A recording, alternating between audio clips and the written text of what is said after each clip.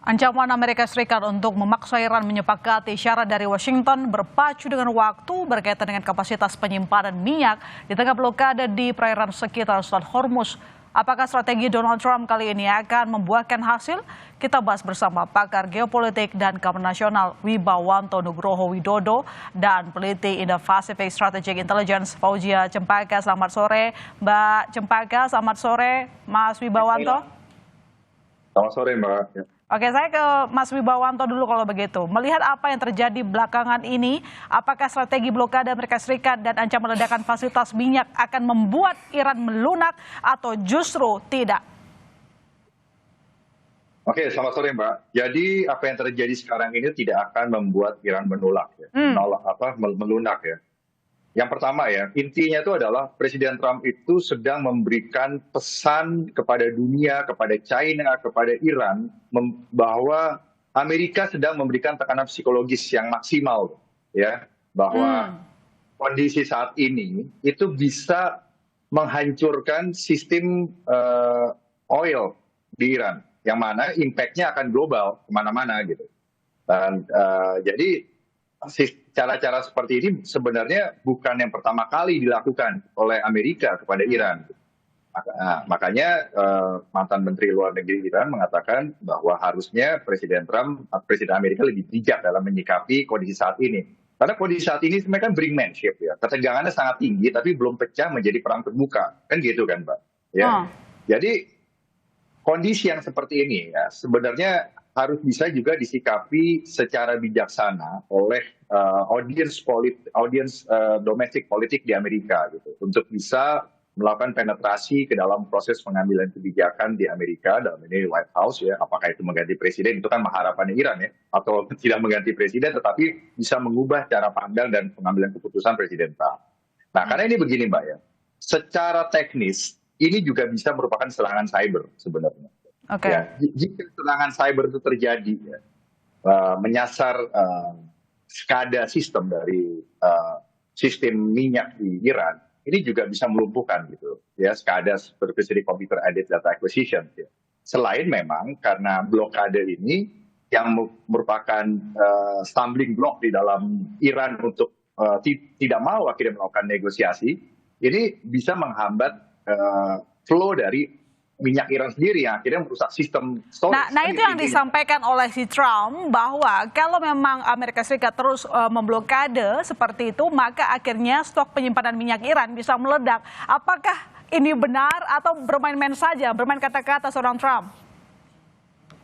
Nah, jadi secara teknis itu mungkin, Mbak. Satu ya. Okay. Yang kedua, tapi kalau kita melihat Presiden Trump, strategi keamanan nasionalnya saja yang 2025 dia keluarkan itu juga mengandung kontradiksi gitu. Jadi apa yang terjadi di Iran ini juga banyak kontradiksi, itu poinnya. Coba saya ke Mbak Fauzia kalau begitu, Mbak Cempaka. Dari Anda sendiri melihat apakah yang disampaikan seorang Trump ini dia bisa menang secara psikologis yang dimainkan oleh Amerika Serikat, atau justru ini cuma cara Trump menyelamatkan muka, atau cuma cita-cita Trump bahwa Iran akan bertekuk lutut kembali ke meja negosiasi? Kalau saya ingin melihat kontekstualisasi dari statement atau pernyataan Trump ini, Mbak Ilona, yang pertama adalah bahwa statement yang disampaikan Trump dengan blokade Angkatan Laut Amerika Serikat ini akan menciptakan beberapa konteks atau konsekuensi. Yang pertama adalah karena Iran tidak akan bisa mengekspor minyak karena tidak memiliki kapal. Yang kedua, misalnya karena tidak bisa melakukan penyimpanan lagi karena minyak tangkinya penuh. Dan yang ketiga adalah tidak bisa melakukan mematikan sumur karena memang sumur minyak di Iran, misalnya di beberapa konteks seperti di Afas atau di Khuzestan, itu memang beroperasi dengan sistem yang pressure atau tekanannya itu alami dan memang sangat tinggi dan dibentuk oleh secara geologis begitu Mbak. Nah, ini yang tidak bisa dimatikan secara alami, ini yang dimaksud oleh Trump sebenarnya ketika menyatakan bahwa pipa ini akan meledak. Jadi bukan karena diledakkan oleh Amerika Serikat, tapi memang ini akan meledak. Nah, memang secara teknis tadi saya setuju bahwa memang ini adalah ini mungkin terjadi. Namun sebenarnya ini ada bentuk generalisasi atau penyederhanaan fenomena yang dilakukan oleh Trump karena sebenarnya secara teknis ini sangat kompleks, Mbak. Dan saya melihat sebenarnya ini tentu saja ada 3 hal yang ingin dicapai oleh Trump. Yang pertama adalah tentu saja menarik Iran kembali ke negosiasi Ya. dan ini sepertinya cukup berhasil, Mbak Ilona, karena kita dengar satu hal statement dalam perjalanan Arakci ke Rusia saat ini adalah bahwa satu proposal yang diberikan oleh Iran melalui Pakistan adalah untuk membuka Selat Hormuz tanpa mendiskusikan terlebih dahulu tentang aspek nuklir.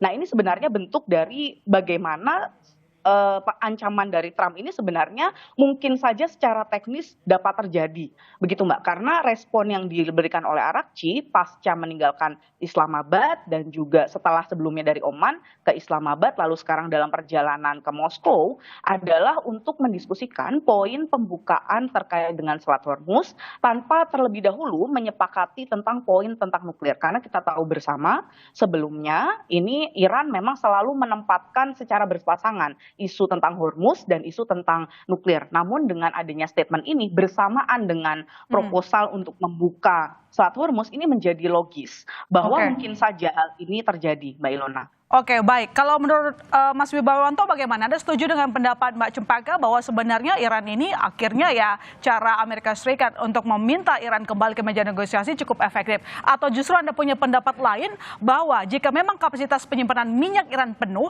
apakah mungkin dilakukan selain menerobos blokade maritim Amerika Serikat? Jadi Iran itu dalam posisi tidak akan menyerah. Dan kalaupun Iran itu bernegosiasi, Iran itu tidak dalam posisi yang lemah. Lemah kenapa? Lemah karena ditekan. Ditekan harus mengikuti termnya Amerika. Itu posisi mereka tuh. Nah, satu. Yang kedua, di Washington sejak awal, saya juga sudah sampaikan, ada 2 kubu, 2 school of thought. Ya. Yang pertama adalah kubu Presiden Trump, yang berasumsi bahwa maksimalisasi dalam bentuk tekanan semua instrumen of national power Amerika, termasuk militer, informasi, diplomasi, dan ekonomi yang difokuskan di dalam aspek di dalam lingkup geografis Hormuz, itu diharapkan bisa membuat Iran menyerah dan harus menyerah. Setelah menyerah baru negosiasi. Sedangkan kubu lain mengatakan tidak perlu sampai membuat Iran menyerah. Di Washington juga ada kubu itu, tapi cari celah probabilitas yang mungkin saat ini untuk bisa bernegosiasi dengan Iran. Nah, makanya sudah ada pembicaraan tidak usah membahas nuklir dulu, tetapi peluang apa yang ada itu lakukan sebagai peluang untuk negosiasi tanpa menundukkan Iran di kakinya Amerika gitu loh. Nah, itu ya poin kedua, ada arah ke poin kedua karena Presiden Trump juga dikejar waktu. Dia harus menyelesaikan permasalahan ini sebelum 28 April. Ya. Sebelum jatuh tempo 60 hari dari sejak perang pertama kali dieksekusi tanggal 28 Februari. Itu poinnya. Sementara Iran, walaupun diancam, walaupun ada risiko hancur-hancuran, mereka juga sudah siap memperhitungkan ini, penderitaan yang mereka harus alami, jika ini harus lewat dari 28 April. Dan jika ini ada masalah dengan sistem minyak di Iran, kan yang rusak juga Amerika. Sistem, semua kan impact-nya kan. Gitu loh. Makanya ini pesannya Trump juga mengeneralisasi, dibilang Mbak Cempaka tadi, China juga udah membantu gitu. Dengan keterdesakan Trump di dalam negeri, di Washington, artinya apa kira-kira dalam waktu dekat ini akan dilakukan oleh Amerika Serikat? Bertahan pada sistem blokade atau justru ada hal lain, misalnya perang terbuka di laut? Saya lebih memilih ya, kalau Presiden Trump sekarang dipepet oleh laporan intelijen yang membuat dia harus bertindak secara rasional gitu. Nah, yang pertama tuh. Yang kedua, yang menjadi penghalang Iran untuk negosiasi adalah jika Hormuz diblokade. Nah, makanya Amerika akan membuka blokade itu kemungkinan sehingga akan ada deal yang parsial bisa dicapai terlebih dahulu untuk menyelamatkan Presiden Trump sendiri, muka Presiden Trump sendiri sebelum 28 April gitu. Itu poinnya. Nah, jadi kemungkinan itu ada. Jadi Presiden Trump itu ditekan dari global politics dan juga ditekan oleh domestic politics, di mana harusnya dia bertindak lebih rasional di dalam pengambilan keputusan. Apalagi dalam kondisi time seperti ini. Oke, itu dari sisi Trump. Tapi Mbak Cepaka, kalau kita ke sisi Iran begitu, Iran kan sebenarnya sudah menyatakan tegas sejak kemarin bahwa menolak kesepakatan jika Selat Hormuz tidak dibuka atau selama blokade itu tidak dibuka oleh Amerika Serikat, mereka tidak mau berdamai seperti itu. Jadi Anda melihat sikap Iran setelah ini, apakah dia akan longgar begitu? Kira-kira poin-poin mana yang bisa saja mereka negosiasikan setelah sebelumnya mereka menolak keras? Iya Mbak, jadi saya lihat memang adalah poin terkait dengan blokade Amerika Serikat terhadap Gulf of Oman, ujung dari Hormuz ini memang sebenarnya menekan Iran juga. Namun di sisi lain juga sebenarnya statement yang disampaikan oleh Trump ini menjadi face saving atau penyelamatan muka juga bagi Amerika Serikat. Karena pertama ini menunjukkan bagaimana bentuk penyelamatan muka bagi Iran juga, di mana mereka akhirnya terpaksa membuka selat karena sifat teknis, bukan karena mereka menyerah begitu. Jadi memang ini konteks yang disampaikan oleh Trump ini menjadi bahan untuk face saving strategi bagi Iran juga. Yang kedua juga ini merupakan pressure signaling atau signal penekan bagi Iran, sehingga waktu habis ini yang disampaikan bahkan sangat definitif yang disampaikan oleh Presiden Trump, yaitu 3 hari, bahwa sistem pipa ini akan meledak begitu ya. Ini sebenarnya dia memberikan statement waktu gitu ya, tanpa harus menyatakan habisnya waktu gencatan senjata. Dan yang ketiga saya melihat bahwa ini menjadi justifikasi domestik baik bagi Iran maupun bagi Amerika Serikat, sehingga blokade ini ketika nanti cabut itu menjadi gestur baik Amerika Serikat. Di gencatan senjata pertama kita lihat ada keterlibatan dari China sehingga berhasil setidaknya merayu Iran ke meja negosiasi. Tapi di kali ini gencatan senjata kedua tampaknya kok agak sulit. Apakah memang China belum ikut campur tangan sedemikian rupa, ataukah sekarang sudah saatnya seperti Rusia sudah mendesak seperti itu, China akan terlibat sehingga meja negosiasi perundingan dalam waktu dekat akan terwujud? Nanti dijawab, kami serahkan kepada saudara. Tetap di Kompas Petang.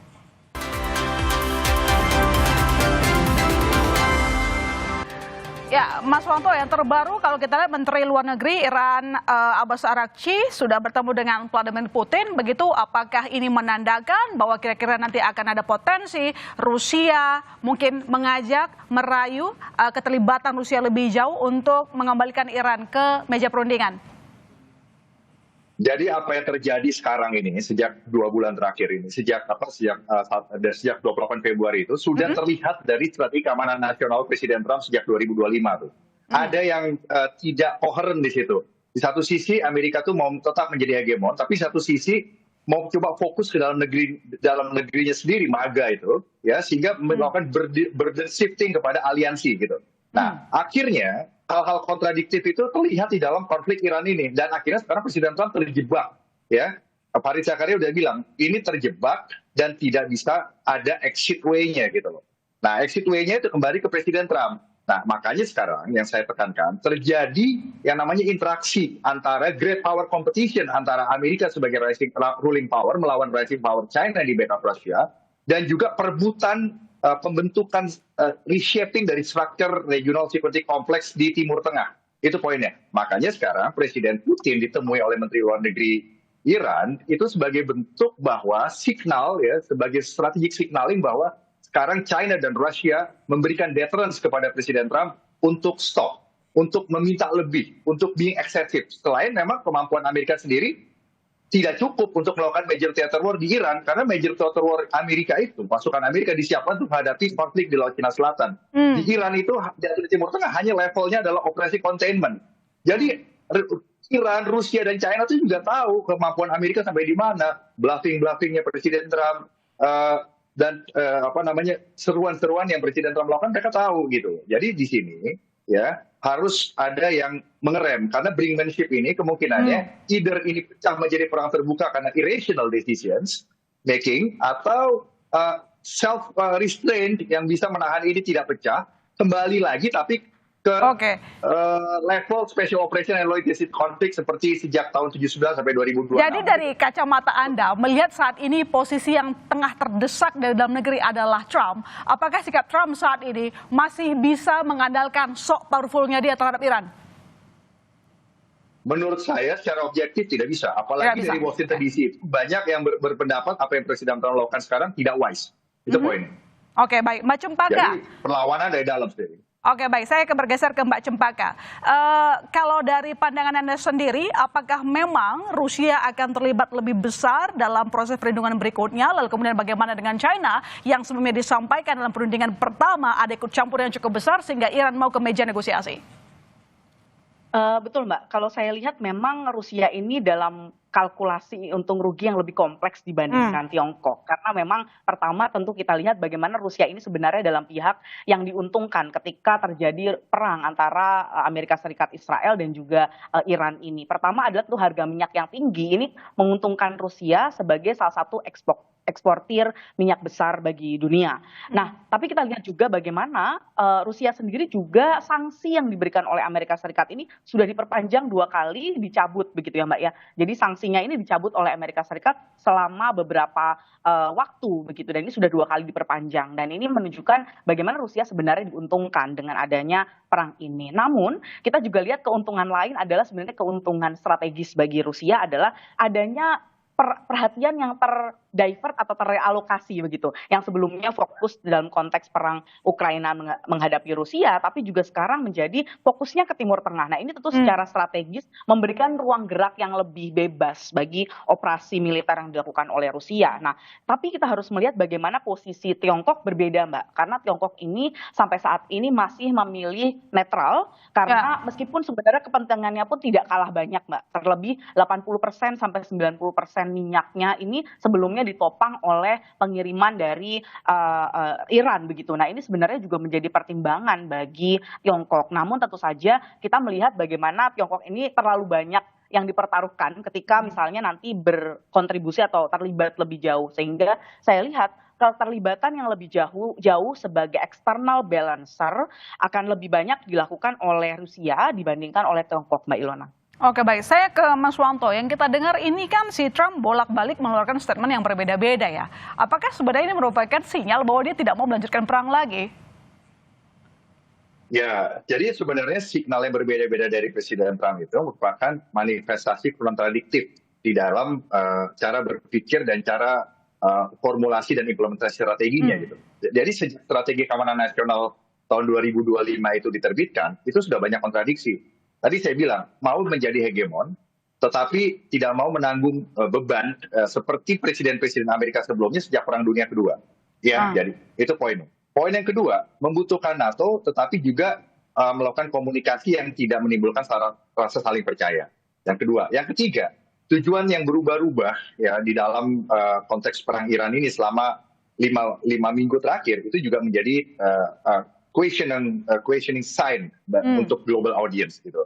Jadi yang keempat, yang kita bisa lihat dokumen-dokumen terbuka dan yang semi terbuka gitu, jelas menyebutkan bahwa kemampuan pertahanan Amerika itu tidak disiapkan untuk melakukan major theater war di Timur Tengah, khususnya di Iran ini. Makanya konflik di Iran ini hanya disiapkan untuk 2 minggu pertama gitu. Nah, jadi jelas bahwa kemampuan Amerika juga untuk melakukan escalated war atau prolonged war juga terbatas, Mbak. Gitu. Iran tahu itu gitu. Nah, makanya Iran sekarang terbuka untuk negosiasi, asalkan Hormuz itu tidak diblokade dulu.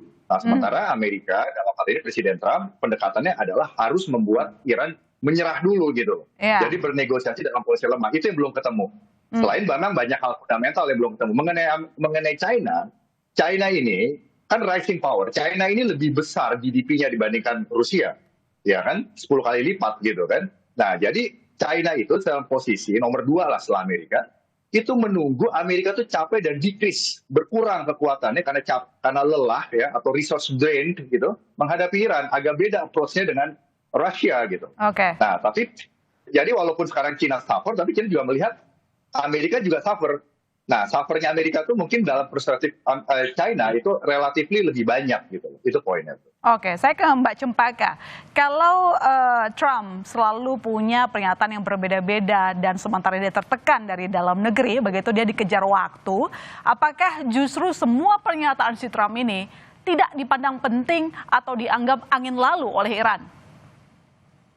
Tentu apapun pertimbangan yang sifatnya domestik tidak dipertimbangkan juga sebenarnya waktu yang dikejar oleh Trump, misalnya terkait tadi beberapa hal terkait dengan midterm election dan lain sebagainya, tentu itu tidak menjadi pertimbangan bagi Iran, karena yang menjadi pertimbangan Bukan, bagi Iran maksud saya adalah segala ancaman yang disampaikan oleh si Trump kepada Iran itu akhirnya cuma dianggap angin lalu karena bentuknya berubah-ubah. Hari ini bilang A, besok bilang B.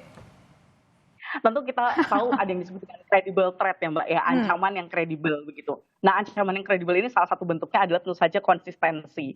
Nah, ketika konsistensi ini berubah-ubah, tentu saja ini menjadi ancamannya menjadi tidak kredibel begitu. Nah, ini pula yang membuat akhirnya bagaimana dalam negosiasi yang pertama dan kedua ini tidak dalam konteks statement Trump yang dijadikan basis keputusan dari Iran sendiri, apakah dia menurunkan delegasi atau tidak, tapi misalnya bagaimana ketentuan keputusan apakah menurunkan misalnya vice presiden wakil presiden Amerika Serikat misalnya, apakah diturunkan ke negosiasi atau tidak, misalnya itu yang justru menjadi poin-poin yang dapat disetujui oleh Iran, karena kita lihat memang Iran memiliki pendekatan yang berbeda dalam negosiasi, Mbak. Kita lihat delegasi yang pertama sangat banyak staff maupun delegasi yang sifatnya mengerti secara teknis, baik konteks nuklir, baik secara konteks maritim dan lain sebagainya. Tapi dari konteks Amerika Serikat sendiri, delegasi yang dikirimkan tidak mengerti secara teknis begitu tentang hal-hal yang dinegosiasikan oleh Iran ini. Nah, ini tentu yang menurut saya menjadi lebih decisif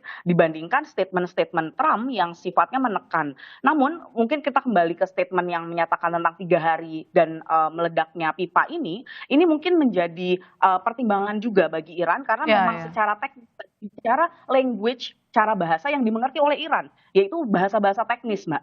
Nah, ini menurut saya justru akan lebih kredibel untuk menarik Iran ke meja negosiasi dibandingkan yang sifatnya hanya ancaman-ancaman seperti membumi hanguskan peradaban dan lain sebagainya. Itu menurut saya itu akan lebih kredibel dibandingkan konteks-konteks yang ancaman semata dari Trump, Mbak Ilona. Ya, dengan situasi yang ada saat ini, Mas Wanto, apakah menurut Anda Iran akan mau berunding dan menyepakati sejumlah syarat disajikan oleh Amerika Serikat, atau sebenarnya melihat kondisi si Trump yang juga tengah terdesak sehingga mau tidak mau mereka harus membuka blokade Hormuz, Mas Wanto?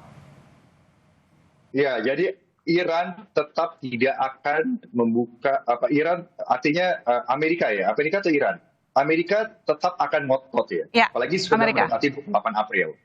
Tetapi kalau untuk Iran tidak akan menyerah. Iran tidak akan mau Hormuz itu tetap diblokade terus mereka melakukan negosiasi, tidak akan mau. Karena itu juga instalasi militer ya, sarana-sarana intelijen juga ada di situ. Dan sekarang ini kan sebenarnya apa sih yang diperebutkan? Yang diperebutkan itu adalah reshaping dari struktur regional security complex di Timur Tengah. Itu poinnya. Dan sekarang yang menjadi center of gravity-nya itu adalah Hormuz.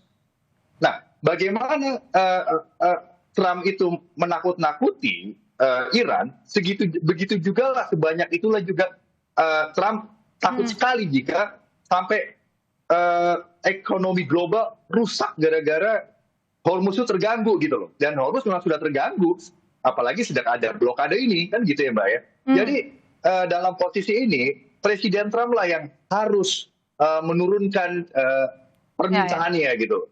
Nah, gitu. Jadi harus ada yang namanya moderate points of negotiations, di mana akhirnya kedua pihak itu menahan diri, Hormuz dibuka dulu, blokade diringankan dulu, tetapi bisa meminta Iran untuk minta yang tidak terlalu banyak juga dari perspektif Amerika, kira-kira gitu ya. Jadi meskipun ada ancaman bisa meledak dari penyimpanan minyaknya Iran, itu tidak akan membuat Iran menyerah begitu ya? Nah, tidak akan. Oke, baik. Terima kasih Mas Wanto, terima kasih Mbak Cempaka telah bergabung di Kompas Petang. Selamat petang, sampai ketemu lagi. Selamat sore.